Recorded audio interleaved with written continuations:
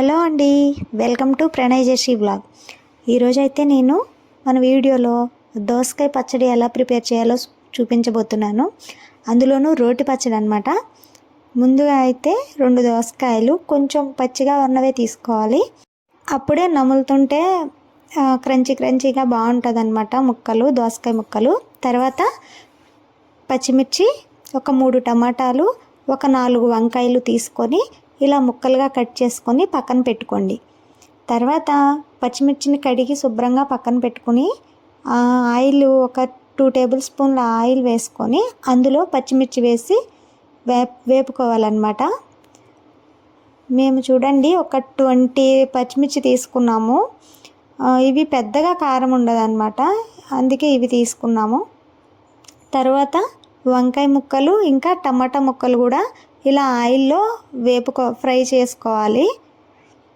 నీరు మొత్తం పోయిన వరకు ఆయిల్లో వేపుకోవాలన్నమాట. ఇలా ఇందులోనే ఒక 1 స్పూన్ వరకు పసుపు, కొంచెం చింతపండు వేసుకోవాలి.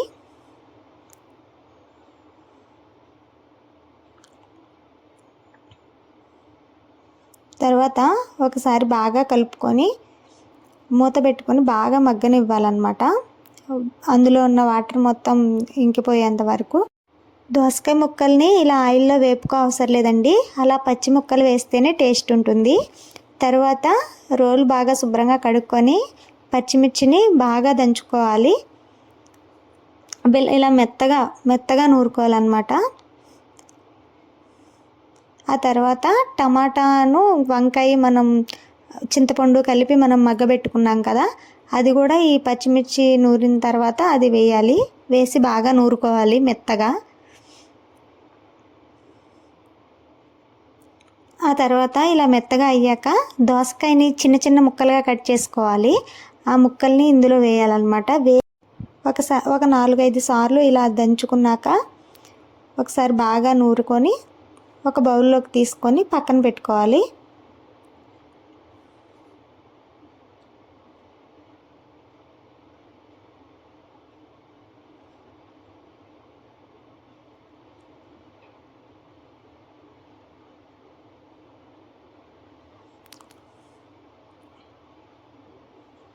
ఆ తర్వాత మనం తాలింపు వేసుకోవడానికి ప్రిపేర్ చేసుకుందాం.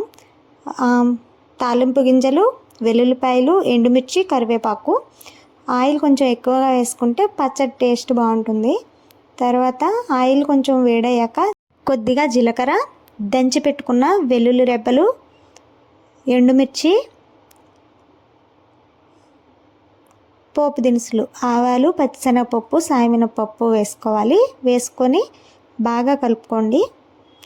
తర్వాత కొద్దిగా కరివేపాకు, ఒక 4-5 రెమ్మలు కరివేపాకు వేసుకొని బాగా కలుపుకున్నాక ఈ పచ్చడి మొత్తం ఇందులో వేసుకోవడమే. గ్యాస్ వెంటనే ఆపేయాలి. అంతే. సాల్ట్ సరిపోయిందో లేదో ఒకసారి చెక్ చేసుకొని వేడి అన్నంలో కలుపుకొని తింటే దోసకాయ పచ్చడి చాలా టేస్టీగా ఉంటుంది. మీరు కూడా తప్పకుండా ట్రై చేసి మీకు ఎలా వచ్చిందో నాకు కామెంట్ చేయండి.